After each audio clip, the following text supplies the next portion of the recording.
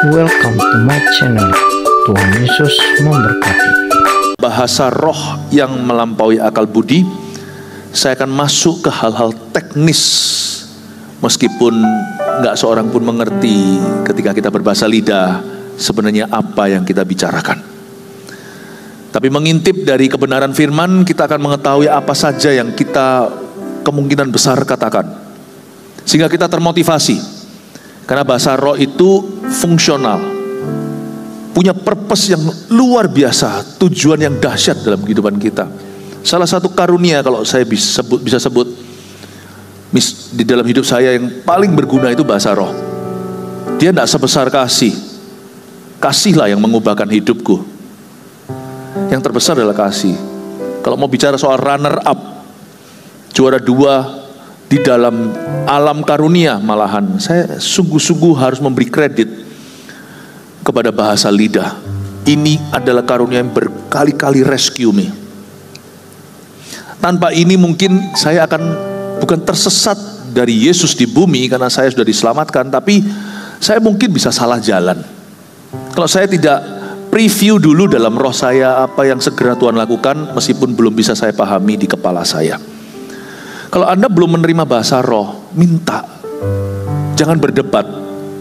Kebaktian-kebaktian sebelumnya saya sudah jelaskan, dengarkan satu persatu, jangan ketinggalan. Ngapain sih? Ngapain kita perang doktrin?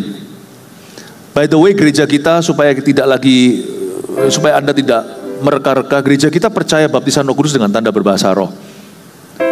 Dan itu sebagai berkat kedua setelah seseorang lahir baru. Meskipun diberikannya dalam beberapa kasus, itu sekalian waktu orang itu percaya Injil. Seperti Cornelius, dia terima Yesus langsung kepenuhan Roh Kudus dengan tanda berbahasa roh. Tapi saya percaya itu dua berkat yang beda sih. Yang pasti orang harus percaya Yesus dulu. Kalau menentang Yesus gak mungkin bisa terima baptisan Roh Kudus. Baptisan Roh Kudus juga bukan baptisan selam. Itu amanat agung, itu harus dilalui agar kita jadi murid Kristus. Baptisan Roh Kudus itu bukan berarti kalau kita berbahasa roh baru punya Roh Kudus. Pada saat hari kita terima Yesus, percaya Yesus adalah Tuhan, kita sudah punya Roh Kudus.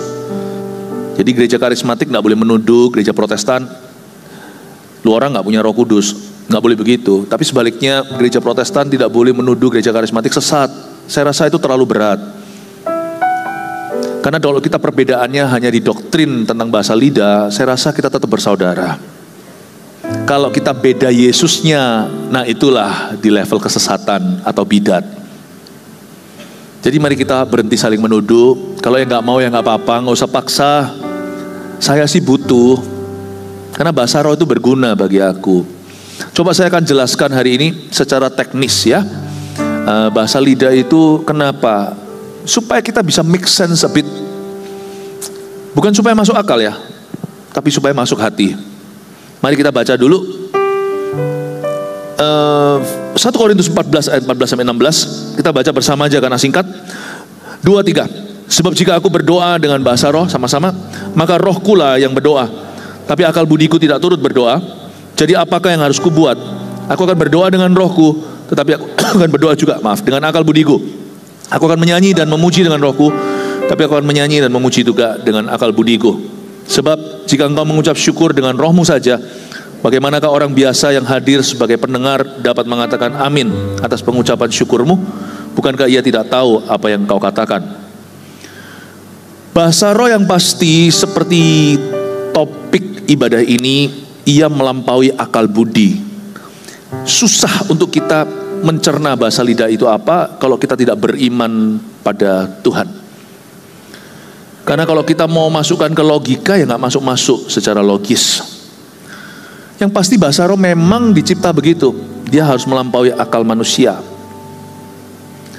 Kita baca dulu ayat yang ke-14.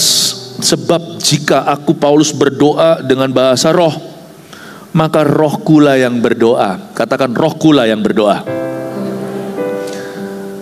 Roh Kudus pakai roh kita untuk naikkan doa-doa yang rahasia.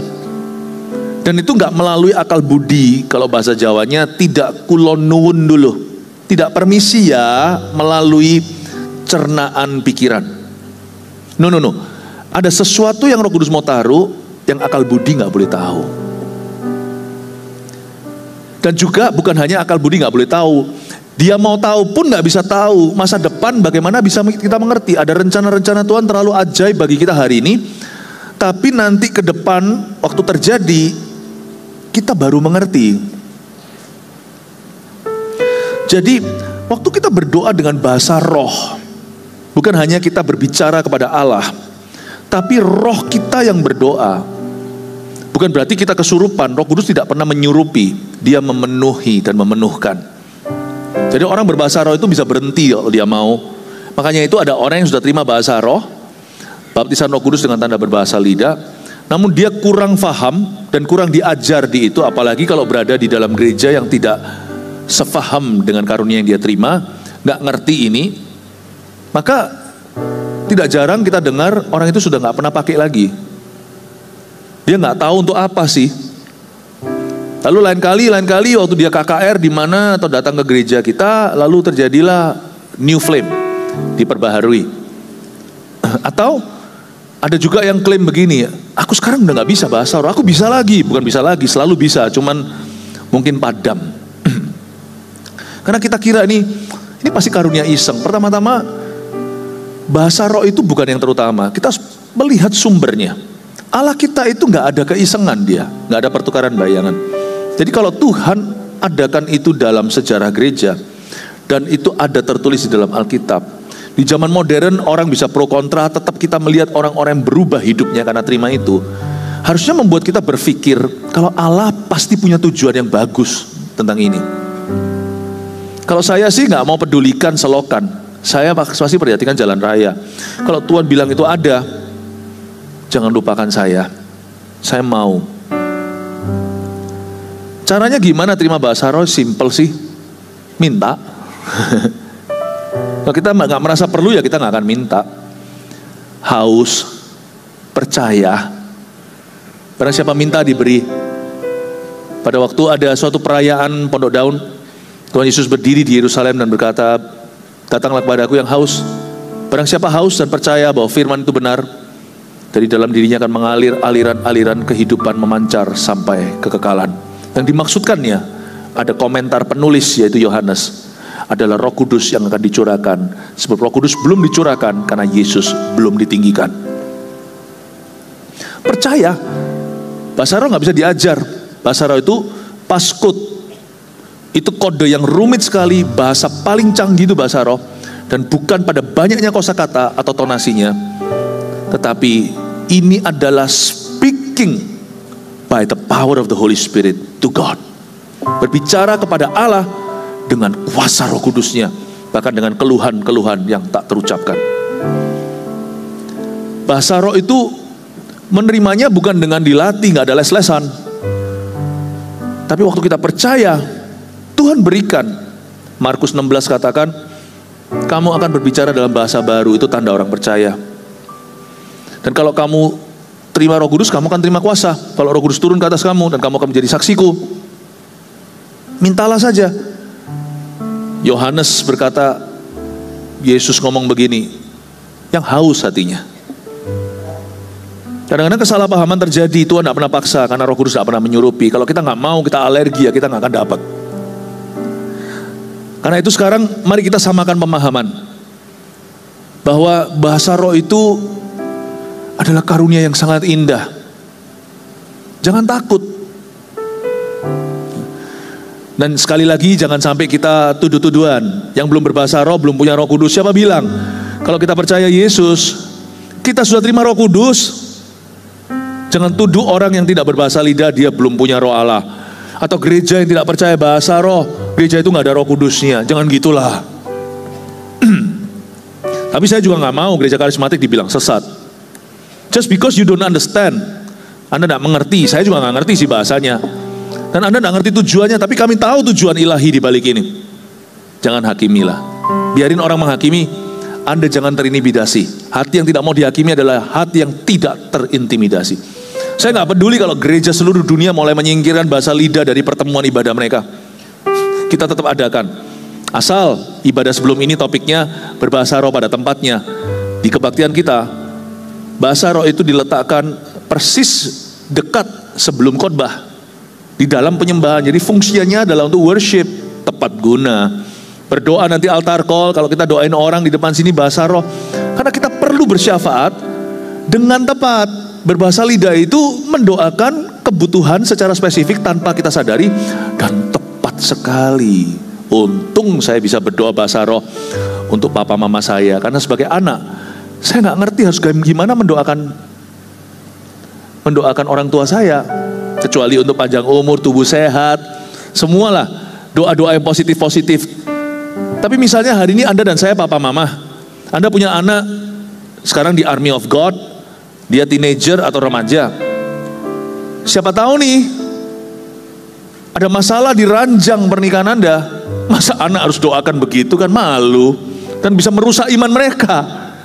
Tapi kalau sekarang lagi ngalami kebutuhan, ada masalah keintiman antara papa dan mamanya, anak gimana terlibat dalam permasalahan papa mamanya dengan mendoakannya tanpa dia tahu terlalu banyak dan dia rusak. Bahasa lidah lah, itu bahasa gak bisa digosip tuh isi doanya. Bahasa roh itu powerful sekali, luar biasa. Kalau kita itu dibaptis Roh Kudus itu bukan berarti kita terima Roh Kudus.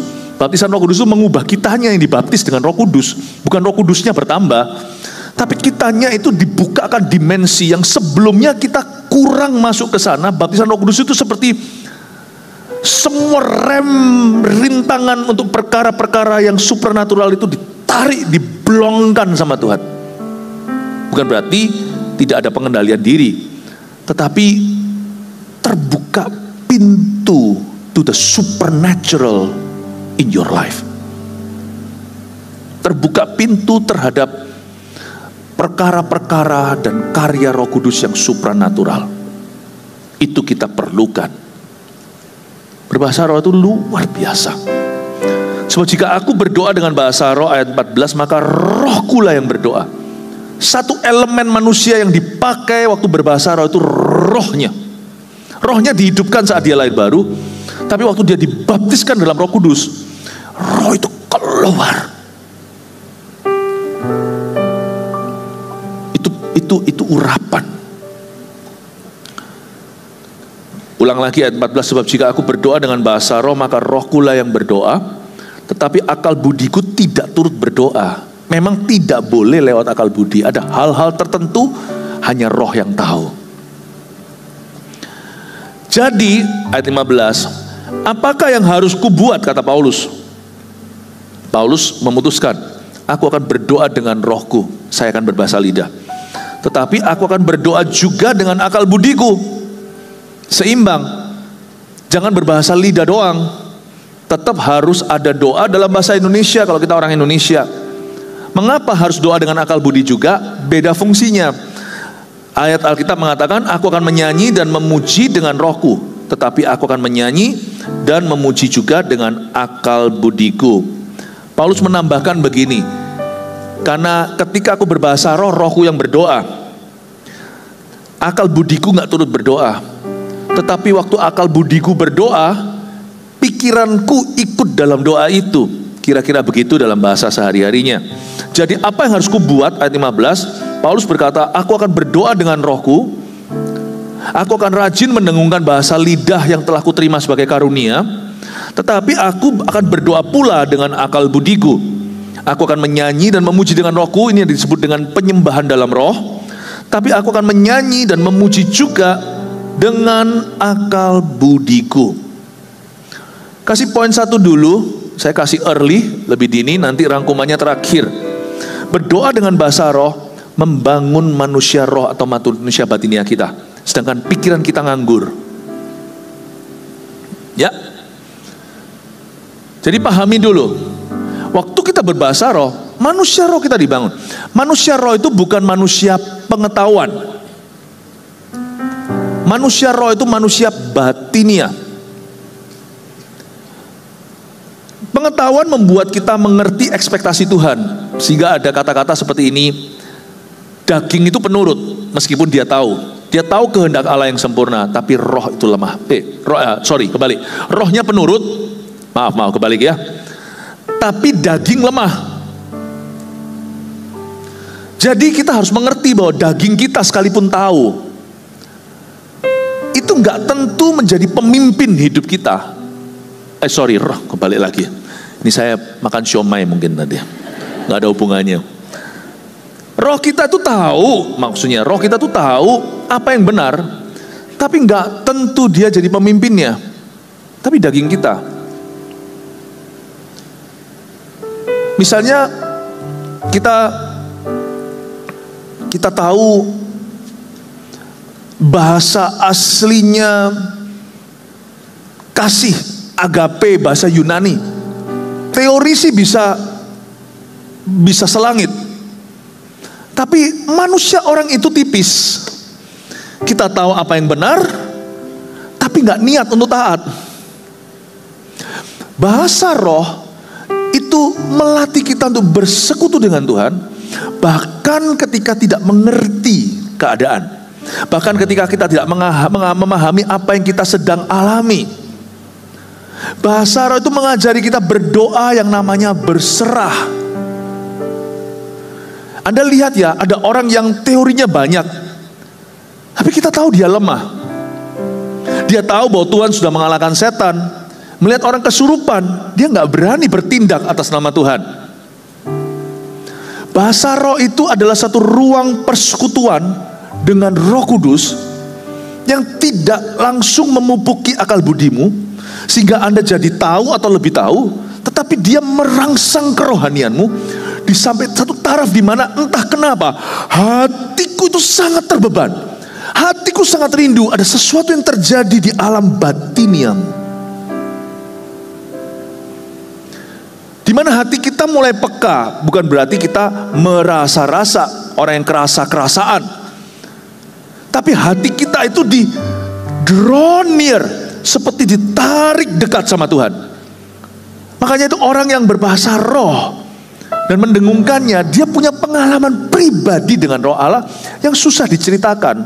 Padahal sama orang-orang yang tidak berbahasa roh, pengetahuannya juga sama akan firman Tuhan. Apinya beda, pewahyuannya juga beda. Berdoa dengan bahasa roh itu membangun manusia roh dan manusia batinia. Nah, sekarang saya jelaskan sedikit begini. Apa yang kira-kira kita katakan waktu kita berbahasa roh atau menyanyi dalam roh, sementara kita tidak punya pikiran apa-apa? Misalnya Anda tidak punya beban. Ya, semua orang sih punya masalah hidup, punya persoalan. Tapi waktu kita berbahasa roh itu bukan dalam konteks berdoa syafaat. Misalnya, saya kepingin doakan ayah saya. Saya berdoa mulai dengan akal budi Tuhan, aku doa untuk papa, bla bla bla. Tak lama kemudian saya berbahasa lidah dan nangis atau nggak nangis, atau saya berbahasa roh, atau saya ngerasa saya seperti bahasa rohnya garang berperang. Pokoknya saya doa sampai hati saya itu pelong, sampai hati saya itu seperti damai sejahtera, ada kelepasan damai sejahtera dalam hati saya. Dalam hati saya, karena saya nggak tahu saya ngomong apa. Saya tahu bahwa doa saya ini sampai ke tahta Allah.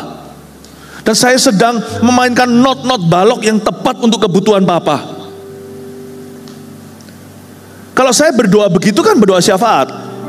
Tapi kalau saya berbahasa roh tanpa memikirkan sesuatu, setiap pagi saya lakukan itu. Kadang-kadang belum bangun nih, saya masih ngantuk.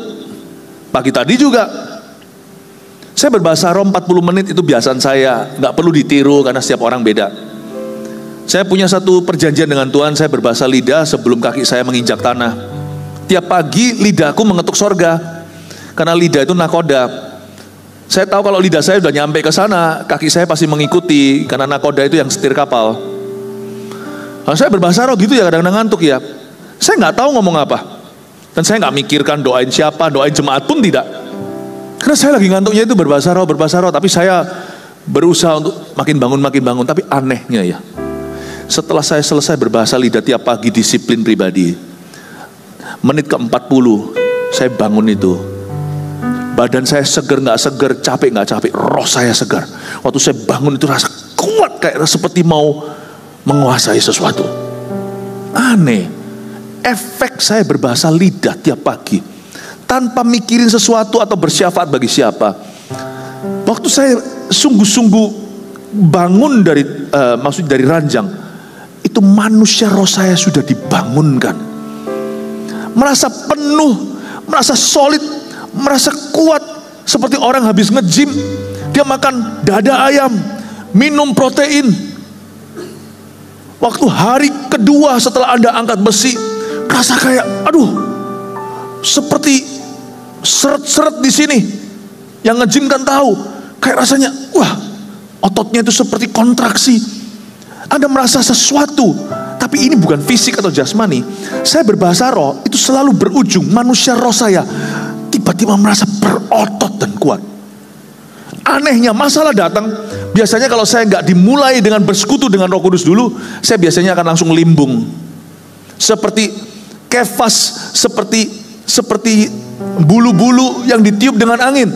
Tapi kali ini masalah tiba, sekalipun tidak terduga, persoalan menabrak saya, tantangan dan rintangan di depan. Tahu sih tahu, mau saya bahasa lidah atau tidak, saya tahu apa yang harus saya lakukan, apa yang benar menurut firman. Tapi roh saya itu kuat.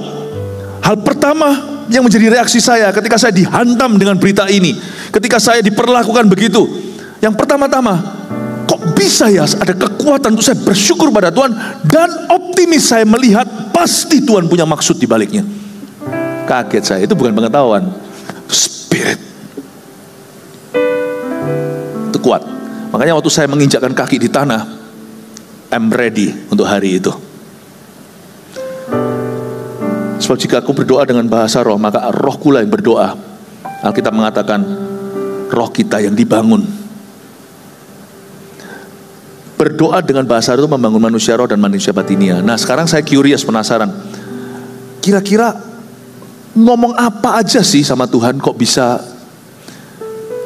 setiap kali saya berbahasa lidah itu berujung kuat sekali secara rohani. Why? Saya lihat pada waktu Pentakosta, 120 orang terima lidah api. Dari 120 orang yang terima lidah api, banyak orang berdebat begini, bahwa mereka semua bicara bahasa manusia. Jadi glossolalia bahasa Yunaninya, bahasa roh waktu saat Pentakosta 10 hari setelah kenaikan Tuhan, itu bukan bahasa lidah sekarang yang di gereja-gereja karismatik yang sesat. Mereka ngomong bahasa roh yang seringkali jadikan bahan lelucon sama orang-orang yang tidak percaya. Ngomongnya ini itu kayak orang bodoh atau kayak orang gila. Sedangkan para rasul zaman itu 120, mereka semua bicara bahasa yang bisa dimengerti, bahasa asing semua tuh orang-orang Galilea. Mungkin perlu dipikirkan, sekalipun Alkitab tidak menjelaskan secara terperinci. Dari 120 orang itu saya hitung list atau daftar bangsa-bangsa yang diwakili. Ketika rasul-rasul itu, 12 rasul itu bangkit berdiri dan berkhotbah kepada mereka, sekalipun khotbah Petrus yang dicatat. Dari 120 orang yang terima lidah api, hanya ada 12 plus, taruhlah paling banyak 15 bahasa-bahasa yang disebutkan. Mesopotamia, bahasa Mesir disebutkan di sana. Dan di ayat itu dijelaskan bahwa rasul-rasul, 12 rasul itu, bukan Yudas, sudah ada penggantinya Matias. Mereka berdiri dan sama-sama menyebut perbuatan Tuhan, sehingga orang-orang yang ada di sana di Yerusalem geleng-geleng kepala. Mereka ini kan para nelayan, orang Galilea, kok bisa bahasa asing, bahasa Roma, bahasa Itali juga. Kalau saya baca di situ, 12 sampai 15 bahasa diwakili. 120 orang berbahasa lidah. Yang ditafsirkan cuma 15. Saya percaya ada 105 yang lainnya tidak berbahasa manusia, mereka semua berbahasa roh pasti. Ada dua, paham maksud saya? Gak mungkin Tuhan itu gak tertib. Dari 120 orang yang berbahasa roh, tiba-tiba 12 itu berubah jadi bahasa manusia. Bayangin orang Galilea, bayangin misalnya ada orang Indonesia ngomong fasih bahasa Jepang. Dari 120 orang, gak mungkin ada 5 yang ngomong bahasa Jepang. Orang Jepangnya bisa bingung. Orang Jepang hanya memperhatikan, di antara 120 itu ada 1 yang ngomong bahasa Jepang. Mau bahasa Spanyol kayak, mau bahasa Chinese kayak, telinganya pasti FM-nya ke bahasa lokalnya. Tuhan gak mungkin bangkitkan 5 orang berbahasa Jepang di antara 120 orang yang kepenuhan. Belum lagi 5 orang bahasa Spanyol, 5 orang bahasa Betawi. Kalau saya baca itu, hari Pentakosta, sebagian besar ngomong bahasa lidah. 12-15, 12 rasul itu bangkit, berubah jadi bahasa manusia untuk jadi khotbah. Paham maksud saya Bapak Ibu Saudara? Berarti bahasa roh itu ada artinya. Bahasa roh itu bukan kebodohan. Bahasa roh memang ada tipe-tipe tertentu di waktu-waktu khusus dia berubah menjadi bahasa manusia, ngomong sama orang. Tetapi mostly sebagian besar yang namanya glossolalia itu bahasa malaikat yang tidak bisa kita ketahui artinya. Karena itu jangan pernah Anda merasa bahasa lidah Anda itu tiada makna. Itu ada artinya. 12-15 orang lah taruhlah yang berubah jadi bahasa Mesir, Mesopotamia, bahasa Arab hari itu. Mereka bicara hal yang sama 100 lebih yang lainnya yang glossolalia berbahasa lidah. Dan Alkitab menjelaskan mereka semua tercengang mendengarkan orang-orang Galilea ini menceritakan perbuatan-perbuatan Allah yang besar. Listen, saya mau giring Anda untuk mengerti sesuatu. Bedanya 12 rasul yang berdiri jadi bahasa asing itu, mereka menceritakan perbuatan Allah sebagai penginjilan. Ngomong sama orang dan dalam bahasa yang dimengerti. Anda mau ngomong bahasa Chinese kepada orang China, Anda bicara bahasa Chinese, bukan Japanese. Berubah artinya. Tapi sisanya saya asumsi mereka semua tidak ngomong bahasa Jepang rame-rame, sini 7 Jepang, Chinese-nya 5, bahasa Jawa ada 14, bingung itu nanti. Tuhan punya satu orang bicara satu bahasa, setiap orang giliran. Saya yakin sebagian besar ngomong bahasa lidah, tapi satu rangkuman, yaitu semua mereka menceritakan perbuatan-perbuatan Allah yang besar. Ya, berarti saya ambil satu kesimpulan. When you speak in tongues, waktu Anda berdoa dalam bahasa roh, tanpa ada pikiran syafaat, Anda sedang mengakui perbuatan Tuhan yang besar.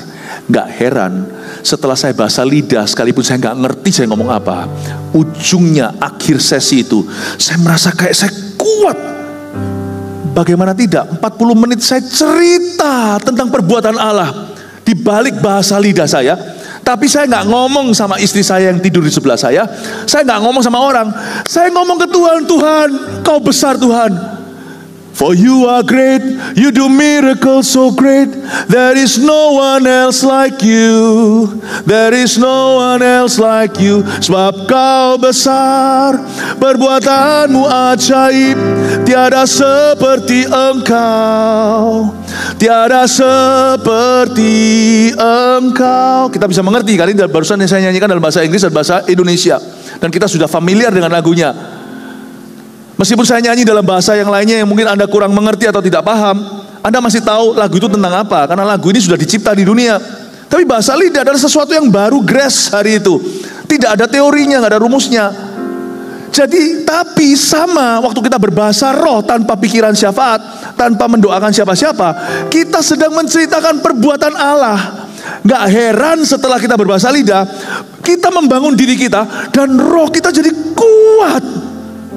你本伟大，你心伟大的神迹，无人能与你相比，无人能与你相比。你本伟大，你心伟大的神迹，无人能与你相比。Nggak ngerti kan banyakan? Tapi kan Anda tahu nih lagunya apa. Cuman bedanya bahasa roh adalah lagu baru. Anda nggak tahu ngomong apa.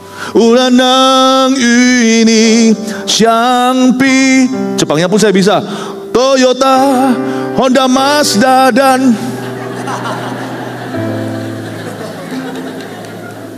sebenarnya nggak ada bedanya sama kita nyanyi lagu yang kita tahu. Cuman bahasa roh kita nggak tahu. Dia lagu baru. Dan waktu kita mengucapkannya tanpa ada syafaat di pikiran, kita sedang mengeluh-elukan Tuhan kepada Tuhan, bukan untuk ditafsirkan ke orang.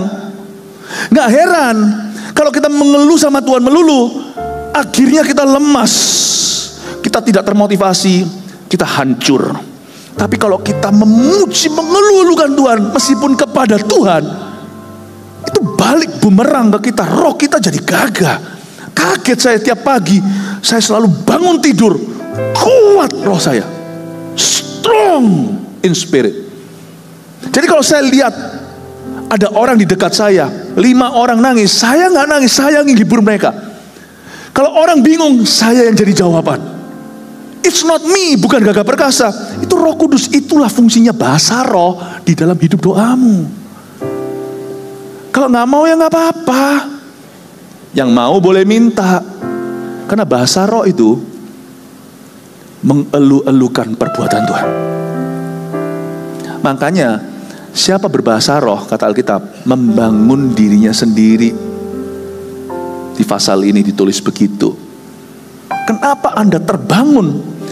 Ya pastilah kalau Anda memuji-muji Allah kita. Cuman kita nggak ngerti, bunyinya tanpa makna di sebelah sini. Tapi di tembok sebelah situ, Tuhan tahu apa yang roh itu doakan. Karena dia mendoakan orang kudus, termasuk Anda dulu.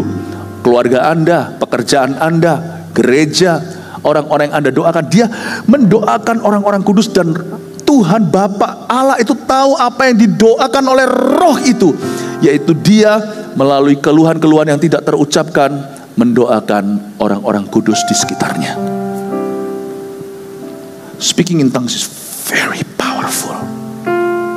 It's very powerful. Roh kita jadi kuat. Berdoa dengan bahasa roh, membangun manusia roh, manusia batinnya. Sebenarnya sama. Lupa Philip, bedanya apa dengan orang kalau nyanyi dalam roh? Sama. Saya nggak tahu persisnya ngomong apa. Tapi kalau kita tidak pikirkan syafaat atau mendoakan siapa-siapa atau suatu beban di hati dan di dalam dada kita, kalau kita hitung bicara bahasa roh dan nyanyi dengan roh, sama kok. Cuman bedanya kalau nyanyi lebih meresap, ya kan? Berapa banyak di antara kita nggak bisa ingat ayat, tapi sekali jadi lagu kita ingat. Waktu saya dulu masih di gereja yang konservatif, waktu saya masih kecil di gereja tradisional, itu ada lagu. Sekarang kan lagunya jadi modern. Tapi lagu versi asli awalnya itu begini. Tuhan adalah gembalaku, takkan kekurangan aku. Tahu kan? Mereka yang pernah dari gereja-gereja lama kan tahu lah gitu. Dia membaringkan aku di padang yang berumput hijau.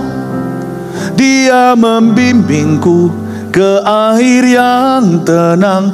Dia menyegarkan jiwaku. Yang bisa nyanyi sama saya tahu itu berarti dari gereja-gereja lama taunya.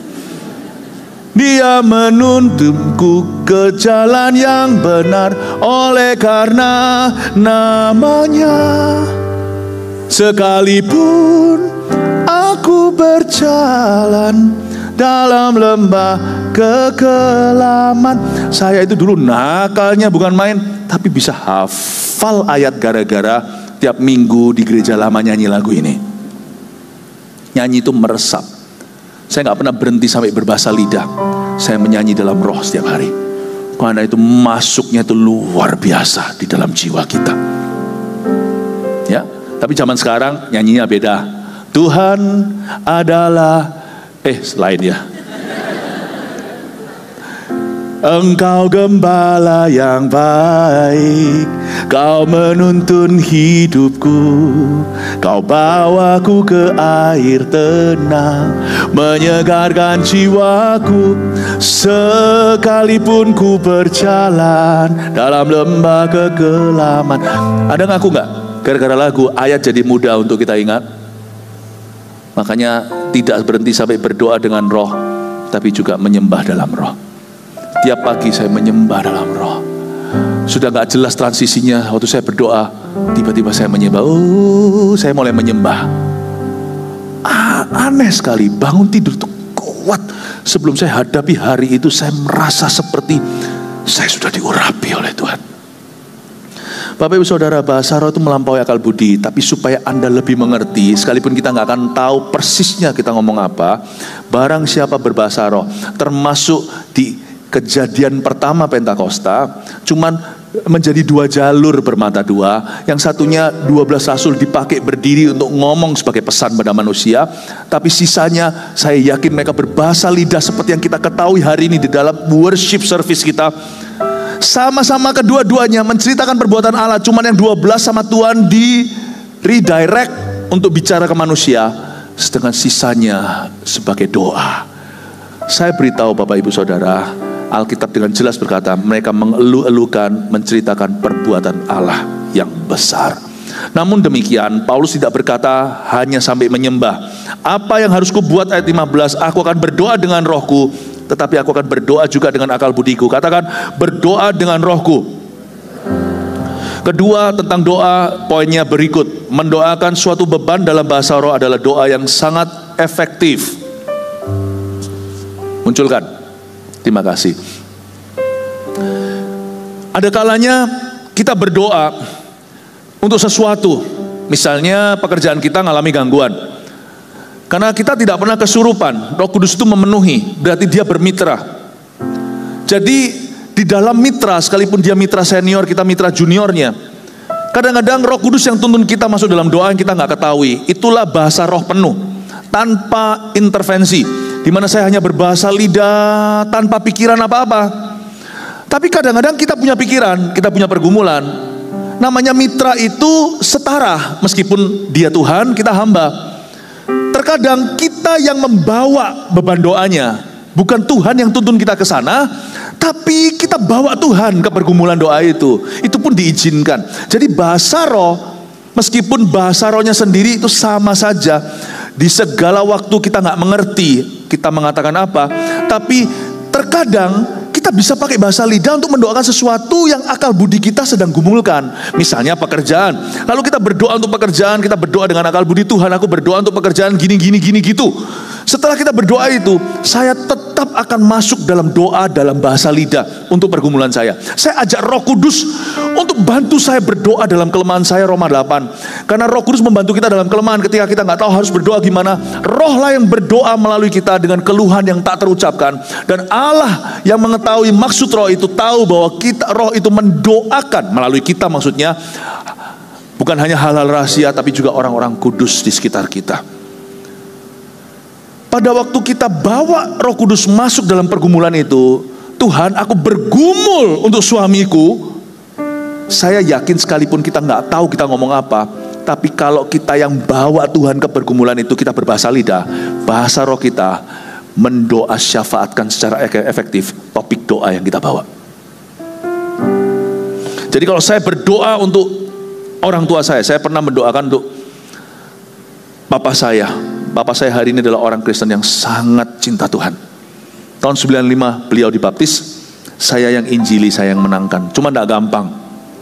Saya berdoa dari tahun 92 ketika saya bertobat, 3 tahun siang malam saya berdoa. Cuman doa untuk orang tua pakai akal budi terbatas sekali. Karena saya nggak tahu harus mulai dari mana, berakhir di mana. Jadi saya doakan papa saya supaya dengan pengetahuan saya, dengan pengetahuan common sense lah, doakan supaya hatinya dilembutkan dan sebagainya. Tanpa saya mengerti, ternyata Tuhan bekerja dengan cara yang heran. Saya berdoa untuk papa 10 menit pakai bahasa Indonesia. Lama-lama saya menyadari bahwa setelah 10 menit, semua yang saya doakan berikutnya hanyalah repeat. Karena saya sudah kehabisan bahan, mau doakan apa. Sedangkan saya nggak tahu apa yang sesungguhnya beliau butuhkan, atau apa yang diperlukan untuk membawa beliau kepada Tuhan. Saya mau doa dari sisi manapun rasa, apakah ini tepat guna. Jadi saya berbahasa lidah, saya berdoa bahasa roh, saya berdoa 10 menit, tapi saya bisa berdoa untuk papa saya tiap hari itu 20 menit, sampai beliau bertobat. Saya doa dan sembahyang Tuhan, saya berbahasa roh, dengan pikiran papa di dalam hati. Saya tahu bahasa roh saya pasti gak akan jatuh jauh dari pohonnya. Kalau topik pergumulan saya itu dan Roh Kudus saya ajak masuk ke area syafaat, bahasa lidah saya pasti berkenaan dengan itu. Karena Tuhan itu tidak akan membawa kita kepada sesuatu yang salah.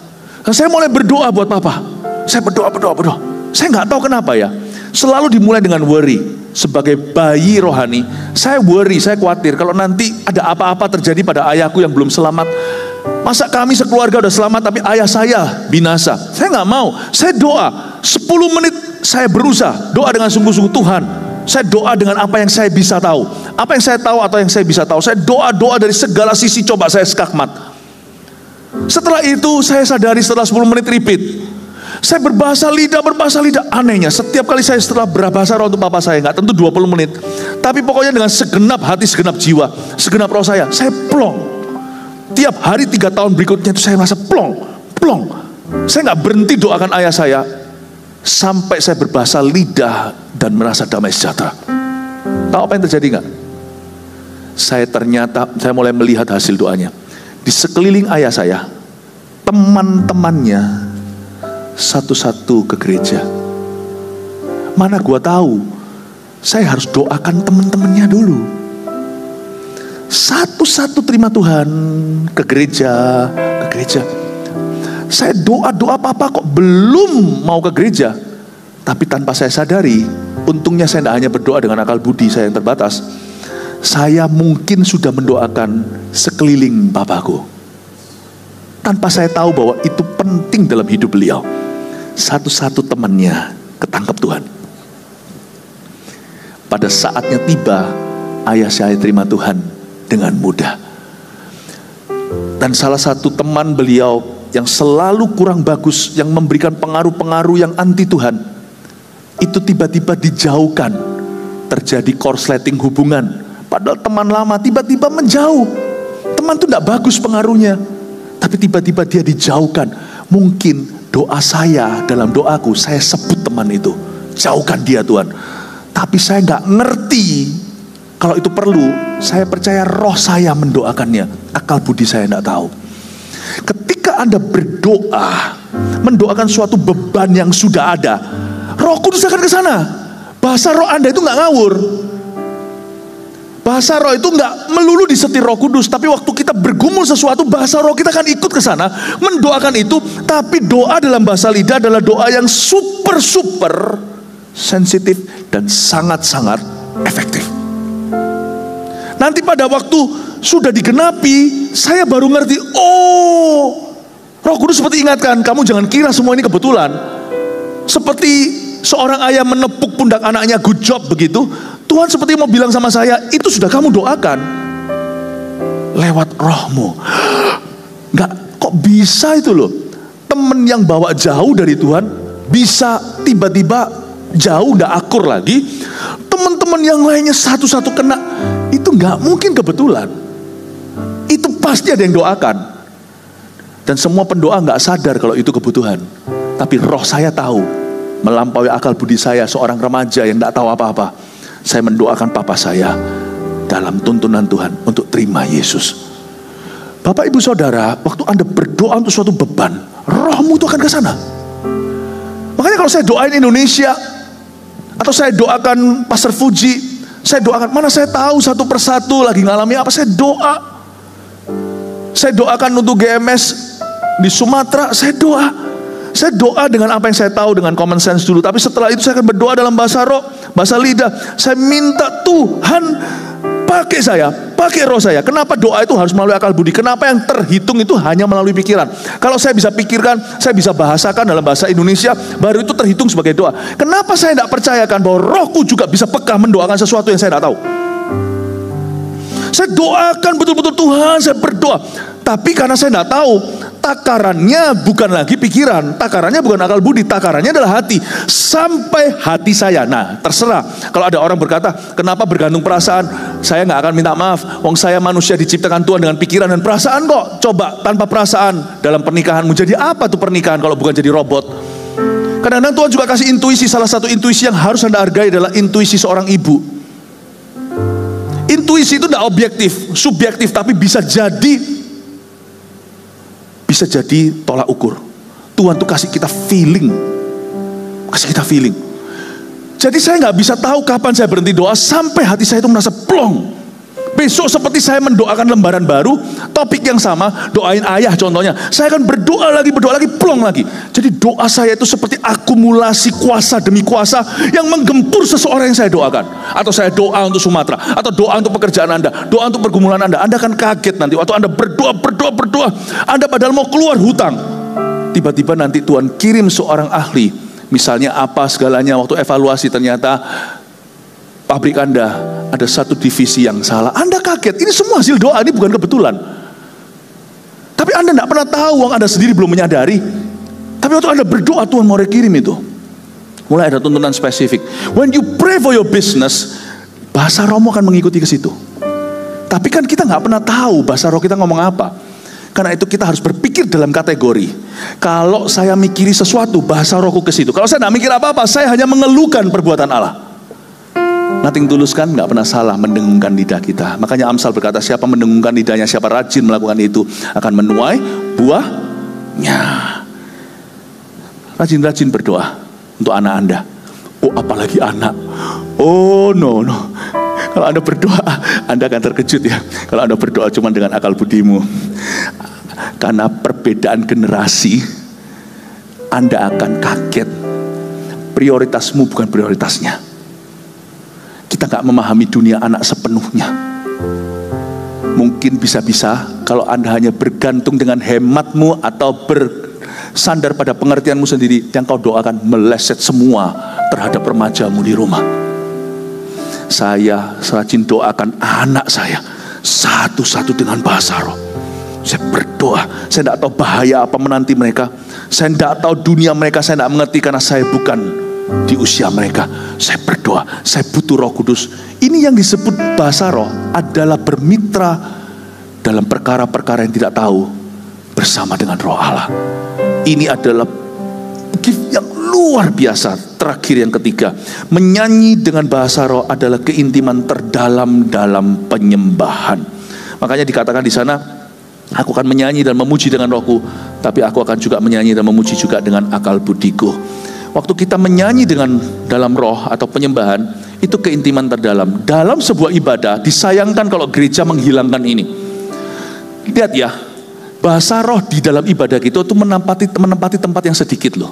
Bukan quantity tapi quality. Coba Anda lihat kalau kita menyembah Tuhan. Misalnya tadi berapa lagu nih? Kalian siapin berapa lagu tadi? 4 lagu itu semua lagu pakai bahasa Indonesia atau Inggris? 4. Bahasa roh itu nanti ada di somewhere di belakang, dekat dengan firman. Penempatan bahasa roh itu sebelum firman menafsirkan dengan akal budi. Waktu firman nggak bahasa lidah sama sekali. Bahasa roh ditaruh di penyembahan. Kalau Anda lihat, penyembahan kita itu mostly dalam bahasa Indonesia. Kita bukan gereja yang masuk bahasa roh dari pembukaan sampai akhir. Nanti ada tayangan semuanya, orang yang menyebutkan tayangan itu pakai bahasa lidah semua. Nggak ada orang dibangun kalau begitu. Bahasa roh ada tempatnya. Di gereja kita, bahasa roh itu bukan kuantitas, kualitas. Kenapa ditaruh di penyembahan? Karena itu adalah keintiman yang tidak boleh ada manusia di antara Allah dengan setiap pribadi yang menyembah. Waktu kita berbahasa roh menyembah, itu gereja masuk dalam sebuah keintiman yang tidak bisa dicampuri sama WL-nya. Pengkhotbahnya semua kita tiba-tiba jadi just the bride of Christ. Menjadi mempelai wanita Kristus. Saya berdoa gereja kita tidak akan pernah berubah. Mau gereja-gereja mulai menyingkirkan penyembahan, kita nggak boleh lakukan. Sebab lagu yang paling tren dan paling viral pun tidak bisa mewakili 100% hatimu. Pernahkah Anda merasa, aku tidak bisa curahkan hati saya, hanya sebagian. Tapi waktu kita menyembah dalam roh, kita curahkan semuanya kepada Tuhan. Tahukah, lagu-lagu yang sudah ada, sekalipun favorit banyak orang, dia lagu lama. Tapi waktu setiap kali kita menyembah dalam Roh Kudus, semua kita menciptakan lagu baru. Dan lagu itu tidak bisa dirilis, tidak bisa jadi album. Itu lagu antara Tuhan dan you. Ada sesuatu yang dicurahkan. Itu keintiman yang terdalam. Banyak orang waktu dia berbahasa lidah saat menyembah, dia dia nggak bisa menjelaskan, mengartikan apa yang terjadi. Tapi ada suatu keintiman yang terjadi antara dia dengan Tuhan ketika dia menyembah saat itu. Dan itu sekalipun kita berdoa menyanyinya bersama-sama, masing-masing kita punya pengalaman pribadi dengan Roh Kudus. Makanya menyanyi dengan bahasa roh adalah keintiman yang paling dalam dengan Tuhan dalam sebuah penyembahan. Makanya saya tidak mau ambil itu dari gereja kita. Apapun terjadi, gereja kita tetap membuka waktu dan tempat agar setiap orang bersekutu intim dengan Roh Kudus secara individu, meskipun dalam penyembahan bersama. Paham ini ya Bapak Ibu Saudara? Terakhir, lalu untuk apa kita berdoa dengan akal budi? Ayat 16, sebab jika engkau mengucap syukur dengan rohmu saja, bagaimana orang biasa yang hadir sebagai pendengar dapat mengatakan amin atas pengucapan syukurmu? Bukankah ia tidak tahu apa yang kau katakan? Tetap perlu berdoa dengan akal budi. Karena kalau kita tidak berdoa dengan bahasa yang dimengerti, kita nggak bisa follow up diri sendiri. Kalau saya berdoa, saya selalu memulai dengan doa dalam bahasa Indonesia, mengakhiri dengan doa bahasa Indonesia, supaya saya tahu benang merahnya, supaya saya punya memori tahu bahwa lain kali doaku terakhir kemarin di mana, saya lanjutkan. Akal budi kita juga perlu punya pegangan. Kenapa kalau kita menyembah tetap perlu punya lagu seperti tadi yang disiapkan 4 lagu yang bisa dimengerti? Karena lagu-lagu itu menjadi spiritnya gereja. Lagu-lagu itu membuat kita tahu tadi kita mengagungkan Yesus bersama-sama. Dengan semangat seperti ini, lagu itu bicara apa dalam kehidupan kita? Bagian rohani mana yang kita dibangun bersama-sama hari ini secara korporat? Doa secara akal budi itu akan bisa memfollow up diri sendiri. Nanti kalau Tuhan jawab doa kita jadi tahu itu jawaban doa. Karena saya berdoa untuk ayah saya kasih contoh ilustrasi tadi.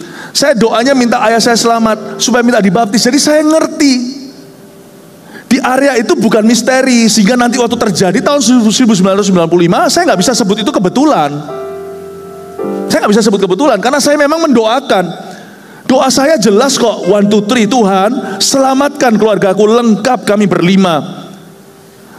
Selamatkan ayah saya yang belum jadi orang percaya. Aku berdoa supaya dia dibaptis, supaya dia sungguh-sungguh ke gereja baca Alkitab. Jelas doaku dengan akal budi itu supaya bisa follow up doa sendiri. Tapi itu semua adalah doa-doa dengan ekspektasi yang sudah dibahasakan dengan lugas. Jadi saya ngerti kalau itu terjadi, itu adalah jawaban doa. Itu bukan kebetulan. Tapi yang saya tidak duga adalah teman-temannya satu-satu itu diubah dulu sebelum ayahku. Itu bukan lagi kesengajaan. Itu keajaiban. Saya baru ngerti ternyata doaku efektif ya. Kami sekeluarga berdoa dalam bahasa roh untuk papa. Ternyata kejadian-kejadian ini saya yakin itu adalah jawaban doa kami. Kami aja yang gak ngerti kalau kami sedang mendoakan itu. Saya gak terbesit dalam pikiran saya doakan teman-temannya dulu. Karena papa saya itu setia kawan sekali. Itu keajaiban. Nah, doa bahasa roh itu di area dan arena keajaiban. Dalam area yang mystery for you today. Doa akal budi itu kesengajaan. Frameworknya atau bingkainya membuat Anda bisa follow up doa sendiri dan tahu ketika kejadian itu adalah jawaban, bukan kebetulan. Paham Bapak Ibu Saudara? Itu yang disebut di ayat 16. Sebab jika engkau mengucap syukur dengan rohmu saja, bagaimana orang biasa yang hadir sebagai pendengar dapat mengatakan amin atas doamu? Kita baru bisa berkata amin untuk akal budi. Yang mengaminkan waktu saya berdoa bukan hanya saya, koko saya, adik saya, mama saya berdoa untuk anggota keluarga terakhir untuk masuk dalam kerajaan sorga. Karena doa dalam akal budi kami bisa amin, kami bisa sepakat. Nah kalau kita bahasa roh mana bisa aminkan? Kalau ada orang berbahasa lidah lalu kita berkata amin. Loh amin apa? Dan kalau saya berbahasa roh, Anda berbahasa roh sendiri-sendiri, saya nggak bisa aminkan doa Anda. Saya nggak tahu Anda ngomong apa. Anda tidak bisa aminkan doa saya. Anda tidak mengerti saya ngomong apa sama Tuhan. Kata amin itu baru possible kalau kita doa dalam akal budi, nyanyi dalam akal budi. Mari kita berikan tepuk tangan untuk Tuhan, lalu semua tepuk tangan. Karena kita menyembah Tuhan bersama-sama. Kita tahu bagaimana mengaminkan, kita tahu bagaimana sepakat dalam iman. Tapi bahasa roh itu di area dan arena keajaiban. Apa yang misteri bagi kita hari ini? Waktu kita berbahasa lidah berdoa, kita masuk di dalam perkara-perkara yang kita belum tahu. Saya bersyukur saya bisa berdoa untuk masa depan yang saya tidak tahu dengan bahasa roh. Saya bersyukur saya bisa berdoa untuk Anda tanpa saya kenal satu persatu. Saya bersyukur saya bisa berdoa untuk orang yang dekat dengan saya tanpa tahu semua masalahnya. Saya bisa berdoa bagi seseorang tanpa rusak iman saya, tanpa terlalu banyak informasi untuk bisa digosip ria. Saya bersyukur untuk bahasa lidah. Bapak Ibu Saudara, dengan ini saya selesai. Bahasa roh memang melampaui akal budi. Tapi kalau Anda mau melihat perbuatan-perbuatan Allah yang besar dalam hidupmu, melebihi rancangan dan dugaanmu, mintalah karunia ini. It's there for the asking. 3 poin ini munculkan bersama-sama. Silakan difoto lalu kita berdoa. Bahasa roh yang melampaui akal budi. 1, berdoa dengan bahasa roh membangun manusia roh atau manusia batinia. 2, mendoakan suatu beban dengan bahasa roh adalah doa yang sangat efektif. 3, menyanyi dengan bahasa roh adalah keintiman terdalam dalam penyembahan. Berikan tepuk tangan untuk Tuhan. Shalom sobat Tuhan. Bagaimana dengan firman Tuhan yang telah disampaikan oleh hamba-Nya? Yang diberkati katakan saya haleluya. Saya percaya semuanya kita yang telah mendengarkan firman Tuhan yang disampaikan oleh hamba-Nya, semuanya pasti diberkati. Amin. Jadilah pribadi yang takut akan Tuhan dan yang senantiasa melakukan kehendak-Nya, melakukan firman Tuhan, bukan hanya sekedar pendengar saja. Kita berjuang hari lepas hari untuk selalu mengenapi firman Tuhan di dalam diri kita. Amin. Jangan khawatir, jangan ragu. Tuhan pasti tolong setiap kita anak-anaknya yang ingin melakukan kehendak-Nya. Haleluya, haleluya. Saya berdoa saat ini untuk saudara, kiranya Tuhan Yesus Kristus Allah yang mulia, yang senantiasa menyertai, memberkati, membentengi saudara-saudari sekalian dimanapun saudara-saudari berada, dan apapun yang saudara kerjakan, semuanya Tuhan berkati. Jadilah di dalam nama Yesus. Amin.